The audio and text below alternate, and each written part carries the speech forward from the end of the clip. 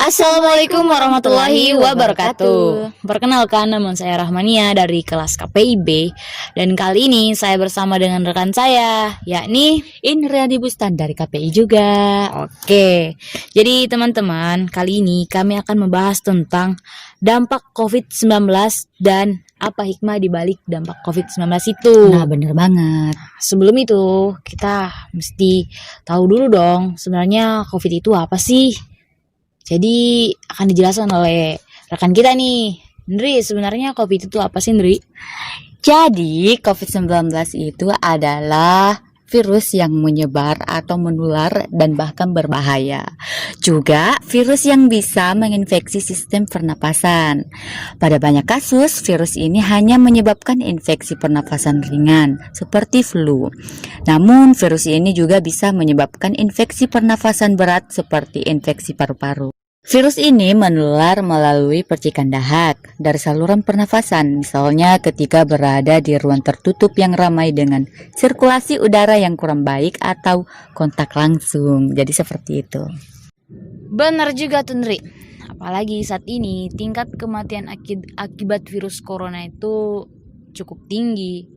Menurut data yang dirilis Gugus Tugas Percepatan Penanganan COVID-19 Republik Indonesia, jumlah kasus yang terkonfirmasi positif hingga 23 November 2020 adalah sejumlah 497,668 orang dengan jumlah kematian 15.884 orang.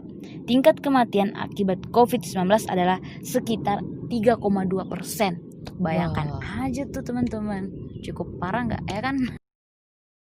Nah, selain tingkat kematian yang cukup tinggi, COVID-19 memiliki dampak yang cukup berbahaya juga nih. Jadi menurut kamu gimana sih tentang dampak COVID-19 ini? Kalau menurut aku ini ya, sangat berpengaruh dan sangat berdampak. Baik dari segi ekonomi maupun dari segi pendidikan. Nah, dari segi pendidikan itu seperti ya mau tidak mau dan suka tidak suka, kita harus belajar online, daring, dan kebanyakan dari mereka yang belajar online itu bukannya belajar, tapi malah online dan sibuk pada dunia maya. Kemudian tugas dalam kuliah online itu atau belajar online itu bikin para siswa-siswi itu malas untuk belajar loh. Saya sudah survei beberapa teman yang belajar online. Saya tuh tanya, gimana sih belajar online-nya? Katanya mereka tuh kalau belajar online tuh bikin bosen dan bikin pusing kepala karena tugasnya menumpuk dari tugas A dan tugas dari guru B, tugas yang lain tuh bertabrakan. Itu yang menyebabkan mahasiswa seperti kayak down untuk belajar karena tugas yang terlalu menumpuk. Selain itu, biaya juga sangat mempengaruhi siswa untuk belajar karena kadang kuliah online itu menghabiskan banyak kuota dan cukup menguras biaya. Nah, dari segi ekonomi sendiri kan kita sebagian dari siswa itu sendiri masih ada yang tidak mampu. Selain itu, dari segi jaringan yang masih kurang di beberapa wilayah. Ternyata masih ada beberapa wilayah yang tidak memiliki jangkauan jaringan yang cukup. Salah satunya itu ada beberapa wilayah yang dia harus pergi manjat pohon untuk bisa mendapatkan jaringan. Seperti itu. Terkhusus di desa lah untuk mendapatkan sebuah jaringan. Selanjutnya dari segi fasilitas, ternyata masih banyak siswa-siswi yang belum memiliki alat komunikasi seperti itu. Selanjutnya dari segi ekonomi itu sangat berpengaruh sekali. Dibatasinya aktivitas yang menyebabkan pabrik tutup nih. Terus buruh di PHK. Terus tidak ada pemasukan dan banyak pengeluaran. Nah, walaupun ada tunjangan dari pemerintah, tapi hal itu masih belum cukup. Selain itu, tingkat pengangguran yang cukup tinggi pun sangat berdampak bagi Indonesia, sangat berdampak bagi kita semua. Oleh karena itu, kita butuh solusi untuk negeri kita ini. Indonesia belum baik-baik saja dengan kondisi yang seperti ini. Gitu aja kalau menurut saya sih. Rasanya tuh kok kayak tegang ya, Indri? Iya sih. Oke, teman-teman, relax aja, santai. Anggaplah ini adalah dunia kita. nggak perlu terlalu apa ya yang namanya, nggak perlu terlalu tegang lah. Kalau misalkan ada salah-salah kata dari pengucapan, itulah hal-hal yang wajar. Baiklah, kalau berbicara tentang musibah, ya ini adalah sebuah musibah yang cukup parah melanda Indonesia.